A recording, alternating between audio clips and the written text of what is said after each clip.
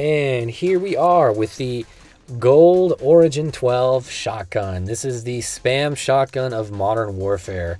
And if you're wondering, no, it is not a brecci. It is not going to be ridiculously overpowered. In fact, in this game, it's pretty balanced. I think it might be a little weak on the weaker side, at least compared to most other guns in this game. But you can still do some pretty nasty stuff with this gun, right? It's kind of like the Model 680 in that sense.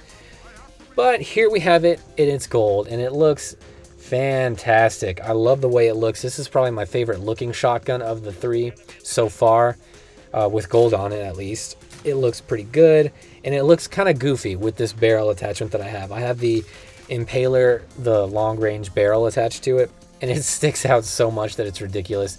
And it even gets even crazier when you attach that giant suppressor, the Marauder, I think is what it's called. It looks hilarious, and it's so goofy, and I really recommend trying it just because it's just hilarious, and it actually works pretty well if you're aiming down sights. So let's get into the gun itself and what I think about this gun. So honestly, the attachments I'm using have been helpful for a lot of reasons, and they pretty much make this gun what it is. I really recommend using attachments on this one. I definitely do not recommend running it naked, as with most guns, of course, but this one in particular, it's a pretty weak sauce gun by itself.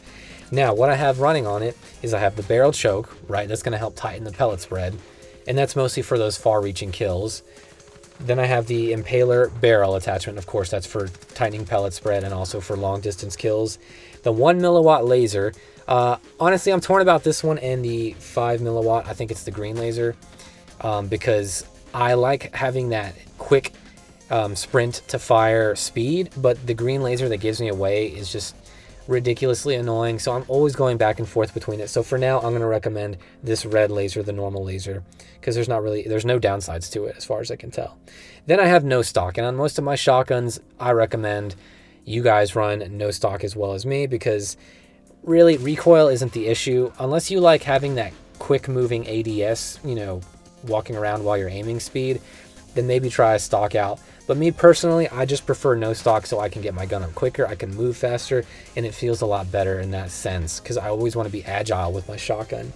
And then I have last is the rear grip attachment, the stippled grip tape, which is the best grip there is for the shotguns and probably for many guns in this game. It gets your gun up quicker. It's going to help with that aim down sight speed as well. Now, where does this shotgun fall in line with the other shotguns of this game? And I'm going to have to give this one the third place slot, man, because fourth place, I got to give it to the 680. I'm sorry, guys. It's a big old oof. It's a big old oof, I know, but the 680 is just too inconsistent, way too inconsistent. It needs a little bit of love, in my opinion. It needs a little bit of a buff, not too much. You don't want it to go crazy like the 725, but it's just, I can't keep up with it. One of the big things that I hate about certain things in shotgun balancing is when a shotgun is inconsistent at what it should be doing, when it's not getting one-shot kills where it should and when it should. So that's why I have to knock down the 680, unfortunately. But the Origin 12 is actually consistent in what it does. It sets out to do what it does best, and that is to spam like crazy, and it's reliably a 2 to 3 shot kill, which I like. I can at least kind of feel like when I die, it's justified, like, okay, maybe I got outplayed there, rather than the 680 where it's like, bullshit, he should have been dead, and then I get frustrated. So the Origin 12 in that case is pretty good, so I gotta give it the third place spot. And in terms of how it looks, I gotta give it the first place spot so far, man. It looks awesome with the gold, I mean. Now, I have to point this out though. Slug rounds. I haven't been talking about slug rounds for a reason. I wanted to make them into a separate video and talk about them on their own, and maybe get some hand testing done on them so I can show you guys the range and things like that. But that'll be another video for another day. But the slug rounds on this gun, do not use. I cannot recommend that enough. Do not use the slug rounds on this gun. For whatever reason, they were incapable of producing any good one-shot kills. And for some reason, I would get ridiculous hit registration issues where I'm spot on the guy and I'm not hitting him. I remember one particular case where a guy was on the building in Hackney Yard and I was shooting at him and I missed literally 5 or 6 shots and he killed me. Even though despite my confidence in my ability to aim, I still managed to die because I couldn't hit my shots at all. And I don't know what it was. I think maybe they toned down the aim assist on the slug rounds, which I I could kind of understand, but honestly, do not recommend the Slug rounds. They're a huge disappointment. The only real gun that they're viable with is the 725. Every other gun, just don't even bother. You can get hit markers. I think it has to do with shot placement.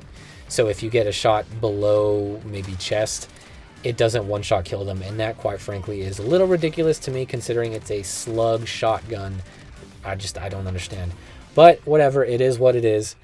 So that's about it for this video, guys. A little bit longer one than usual. I'm going to let the gameplay take over here.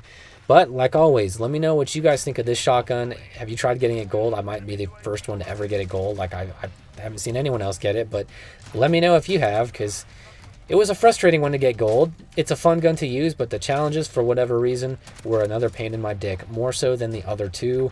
Next up is the 725, which I have a feeling will be pretty damn easy considering how broken that gun is at this current point in time, which, spoiler alert, I'm going to say it right now, man. I think that shotgun needs a little bit of a nerf. I'm not going to lie. But that's it for this video, guys, so let me know what you think. I will talk to you in the next one.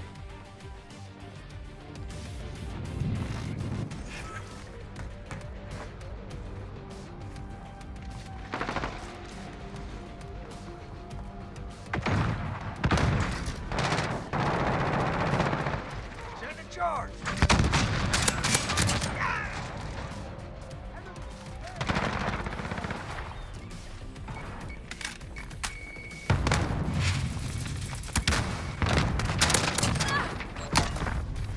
I got strike it down.